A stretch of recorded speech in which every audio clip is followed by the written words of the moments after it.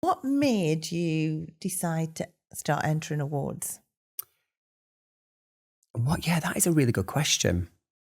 I guess it could give you a sense of achievement and fulfillment as well. And to know that you are doing something pretty good, And, somebody said to me once before, "Oh, you are pretty ambitious, Will, aren't you?"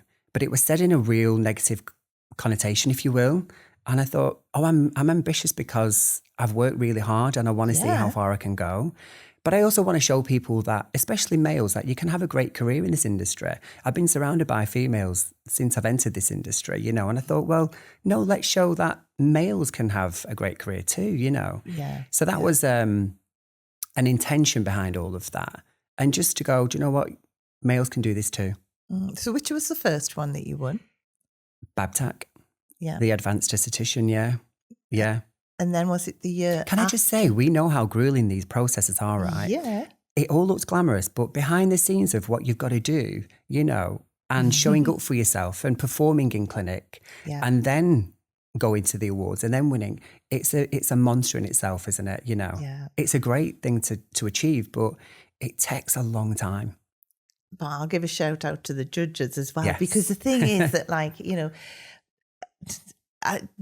obviously there are different levels of awards, but the great awards, like the big national ones, like Professional Beauty, like BABTAC, Scratch, all of these, the prestigious ones. That's what I like to call them. The thing is, the ones that you could never ever get through unless you were really, really good. Exactly, and the standards are so high. Oh, they're really high, Susan. Yeah. But as a judge as well, it takes so much time because you want to make sure that you've got it. Yeah. You don't want to miss anything.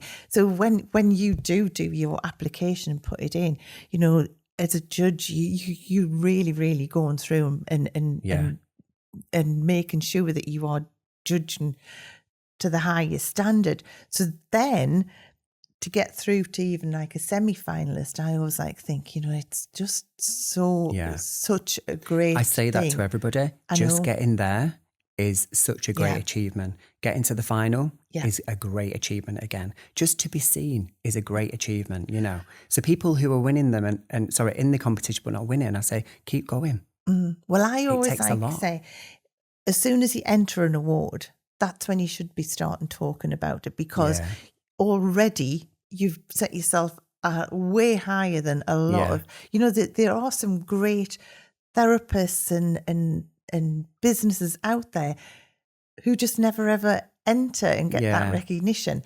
But, to actually go through the process, which like we've just said, is like quite a grueling process.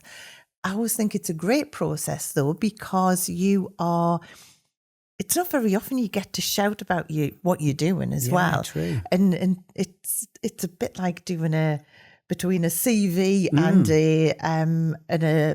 a business strategy, isn't it? Absolutely. Because you're writing down. You've got to be quite strategic with all of this, haven't you, as well? So much for granted that you do, and when you put it down on paper, you're like, oh yeah, I'm it's better kind of than like I a big long thought. CV, isn't it? Like you said, because you don't understand or realise how much you have done until it's all there. Yeah. And then you can be sort of like judged or critiqued on all of that.